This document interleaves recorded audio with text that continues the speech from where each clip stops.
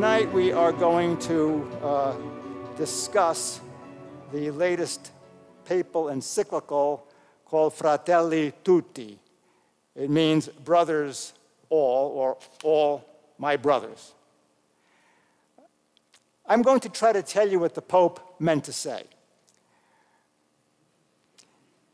He gets somewhat political, you know, and I try to stay away from politics as much as possible, but I'm going to try to explain to you what he meant to say in this very, very long encyclical. It's 45,000 words, about 200 pages. So if you have insomnia, I suggest that you get a copy of it. It's not exactly fun reading. Let me put it to you that way. However, the media has been talking about it. Some people have asked me questions about certain points that the Pope makes in the encyclical. First of all, the encyclical is somewhat related, at least part of it is related to this gospel passage. Matthew's gospel acted as a catechism for the early church. You see this right in the beginning when we have the Beatitudes, and they take the place of the Ten Commandments. And so as you go through the gospel, we can see what we call certain themes in the gospel, where there are certain truths being conveyed to the church, to the early church, and of course, to us today. Now, this story about the king having a big wedding feast and then nobody wanting to come, this is full of zingers for the Jewish people, because what is being said here is that Jesus is inviting people to the wedding feast, which for the Jewish people was symbolic of the kingdom of heaven. Jesus is inviting the Jewish people to come into the kingdom of heaven. But he is meeting with resistance, and they are rejecting his invitation. Many rejected it, some accepted it. Matthew's community is a mixed community. It begins as basically Jewish, and then it begins to turn more Gentiles are coming in and becoming members of the church. And as you know, the Gentiles community throughout the world began to accept the gospel of Jesus Christ. The end of the gospel says what? Go out to all the world and tell the good news. The last part of this is very interesting, because this man shows up at the wedding feast without a wedding garment on. You might be saying to yourself, well, he got invited from the byways and highways. How did he know to bring a tuxedo? Well, the key here is this, that in order to enter the kingdom of God, you have to accept Jesus Christ. That's what this says. And the wedding garment is reflective of the rite of baptism. And baptism, as you know, when someone is immersed into the waters and they come out of the waters, a white garment is put on them, symbolizing the new life that they lead in Christ. So, what's being said here, that there is only one way to enter the kingdom of heaven, and that is through Jesus Christ. Okay, now, some people might say, well, what about everybody else if they're good people? Well, all we can do is say this. We have to leave it in God's hands. How God works out salvation for other people, we don't know. But we do know the one way to the Father is through Jesus Christ. That's the gospel. Now, talking about the encyclical, as I said, this encyclical is a huge encyclical, and it treats many different themes. Basically, there are 8 themes. I'll try to focus in on at least 4 of them tonight. I think they're the ones that are most pertinent to some of the questions that people have. Now, in this encyclical, it's a rather secular thrust that the Pope is giving to it. In other words, I don't think that the United Nations would have much of a problem accepting signing on to this encyclical until at the end, the Pope begins to talk about God. And in the encyclical, he also mentions the evil of abortion. Other than that, I think you're going to have pretty universal acceptance that this is a way for the human family to get along with one another. That's basically what this is. There are in here no proclaimed doctrinal points. It is an encyclical, which means it has a great deal of weight. However, there are no doctrinal points that are being defined or proclaimed here. So encyclicals have a lot of weight. This one here, I would say, comes under the idea of the Pope's pastoral judgment, the Pope's pastoral judgment. And in this encyclical, as I said, he tries to reach out to the whole world. And in doing so, he is beginning to talk about our relationship with other people of different faiths. So, some of you might recall that the Pope visited the Middle East a number of months ago. And he came to some kind of a written agreement with the Imam in the United Arab Emirates and Bahrain. And he refers back to that, and he says that whenever God is brought into the picture, it is good for the human race. Whenever God is brought into the picture, it is good for human race. There has to be, though, some kind of a clarification here. If you're talking about the God of the Bible, yes. But there may be other gods who are not good for the human race. And so an example might be the God of the Quran. Allah is a capricious God. And the way that that Quran is interpreted by different people, it certainly can be dangerous and not good for the world. So we have different groups, for instance, ISIS. And we know that their reading of the Quran has caused a great deal of problems in the world and has killed innocent people and is intolerant of other religions. Same true for Al-Qaeda. So we need some refinement. Yeah, when God is present, it's good for humanity. However, what God are you talking about? Is the God or the gods of the Hindus as good as the God of the Bible? What about those people who are from the Far East? Buddhism, Shintoism. Those are questions that have to be asked.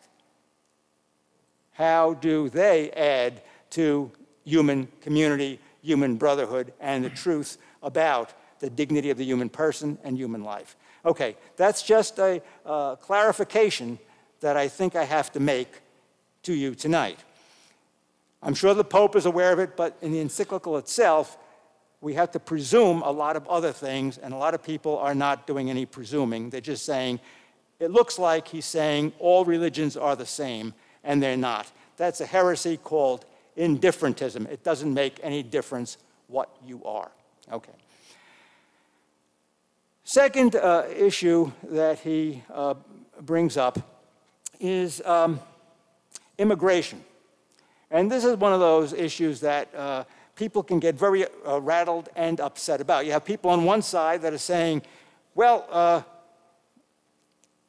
you have to have open borders. You have other people on the other side saying, well, not really. You can't have open borders. It's dangerous. Right. Now, what is the Catholic teaching on immigration? Again, we're looking at the whole picture.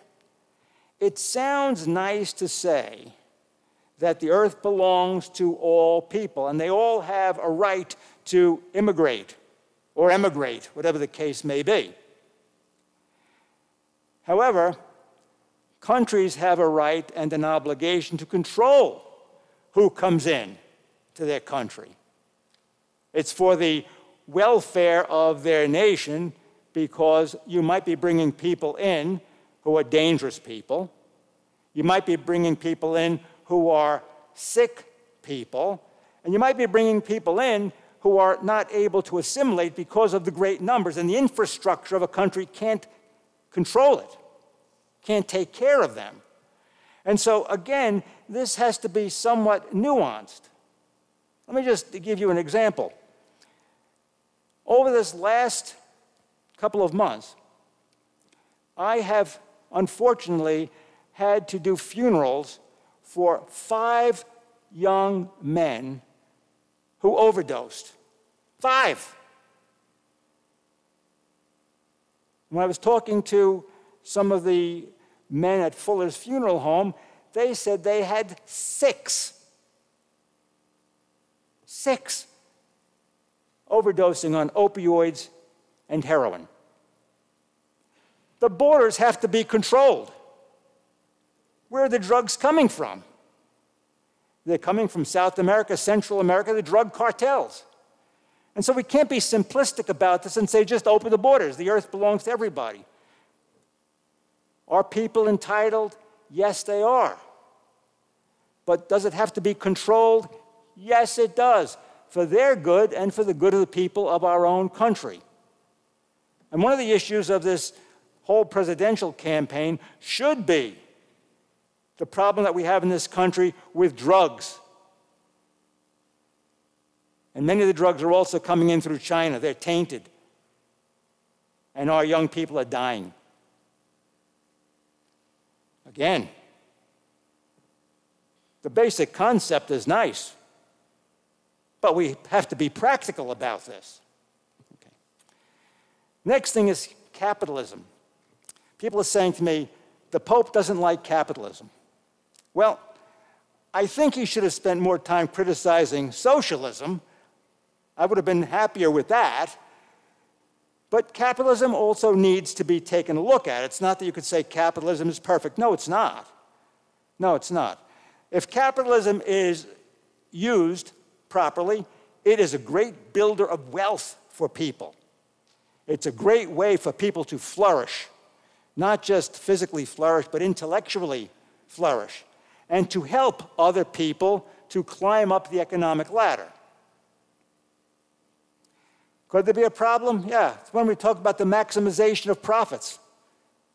Can it be a problem when we talk about raw capitalism, where the human person is no longer considered, and all is considered is making money for those people who run the big corporations, and those people who strip foreign nations of their natural resources and then bring them to a manufacturing country and sell them at a greater price, while the poorer country continues to suffer in poverty. Yes, those things have to be looked at. And that's why we've had a long history of Catholic social teaching. In our own country, too, there have been times, and you know as well as I do, I hope that young people are paying attention, but I don't see many of them here tonight. You've heard of the monopolies. We had to break monopolies because they had control of the economy. Remember when we studied Teddy Roosevelt, the trust buster? Remember that, the trust buster. Because what we had to do then was level the playing field. And with the Pope, I think what he should have done, not that he calls me on a regular basis, had he, I would have suggested this. There is what we call distributive justice. Distributive justice doesn't mean that you distribute, just give it away. It means that you level the playing field, and that way everybody has a fair shot at the goods of the earth. And he's saying that everybody should have a fair shot, and it's called the distribution of goods. Okay, the distribution, the fair distribution. People are able to work, and then they receive recompense for their work, what they deserve. But that field has to be leveled and make it fair for everyone. He talks about the universal destination of goods. Yes, the goods of the earth are destined for everybody. But we get it through through hard work and freedom. And socialism does not allow people to be free, and every socialist country that has ever existed is nothing but an abject failure and extends poverty, except for those who are in the military and for the elites that run the country. And so this also has to be refined. Yes, the universal destination of goods and distributive justice. How do people get them? And then, of course, there's another section where he talks about, and rightly so, it's not just a matter of justice. Justice means, you get what you deserve, and that's true. But there's also what we call charity. And we're called to be charitable people. And this is the most charitable country in the whole world. Anytime there's a disaster, who's there? The United States of America. Anytime there's a need anywhere throughout the world, where there's hunger, where there's poverty, where there's disease, who's there? The United States of America. I think if I were the Pope, quite a thought, huh? I know I probably couldn't say at the end of an encyclical, God bless America, but it would be in my heart. I wouldn't criticize America, because just imagine a world without America. God love you.